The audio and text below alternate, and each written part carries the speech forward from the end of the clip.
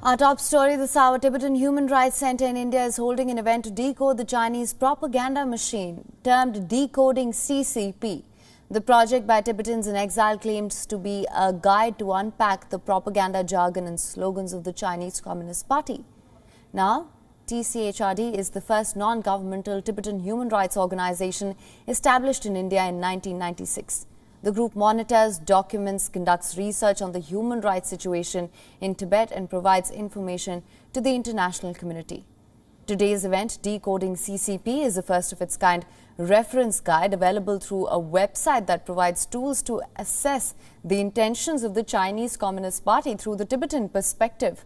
This project attempts to answer with over 500 CCP jargons and slogans, all of which are defined and contextualized as well. As China's wealth and global reach expands, so does its propaganda arsenal. Beijing seeks to gain discourse power to accompany its expansionist agenda.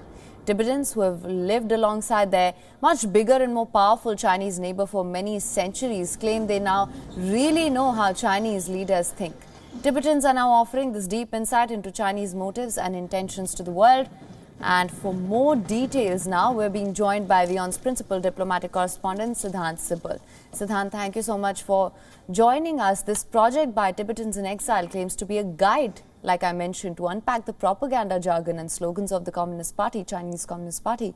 What more can you tell us about this?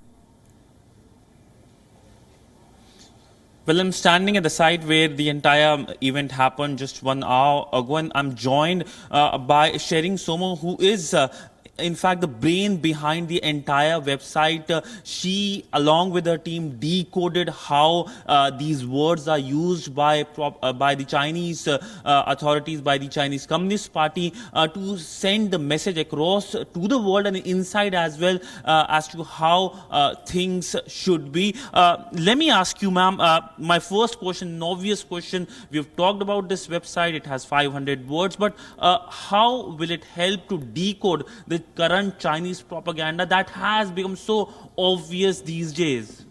Yes, so not many countries have devoted, too much resources on understanding China.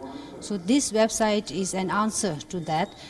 We hope that this website will help people decipher or deconstruct the real meanings behind Chinese propaganda jargons and policy slogans. What China is not saying, that is very important. How do you read between the lines of the policy statements issued by China?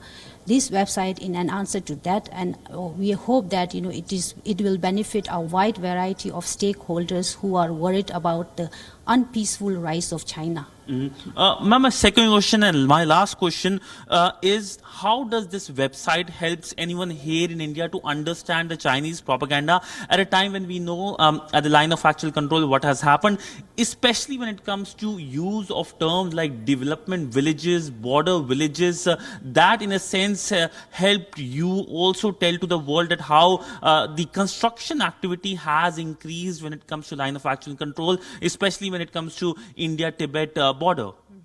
So yeah, when you talk about border villages, along India-Tibet, India-China border or India-Tibet border, these are local Tibetan communities you are talking about. And as China calls it, Shaokang villages, translation, well-off or prosperous villages, are they really China bringing prosperity to these villagers? What are the situation of the local Tibetan communities there? So we give you the backstory of all this propaganda that China has been issuing behind this so-called benevolent, action of China helping, Tibetan border residents.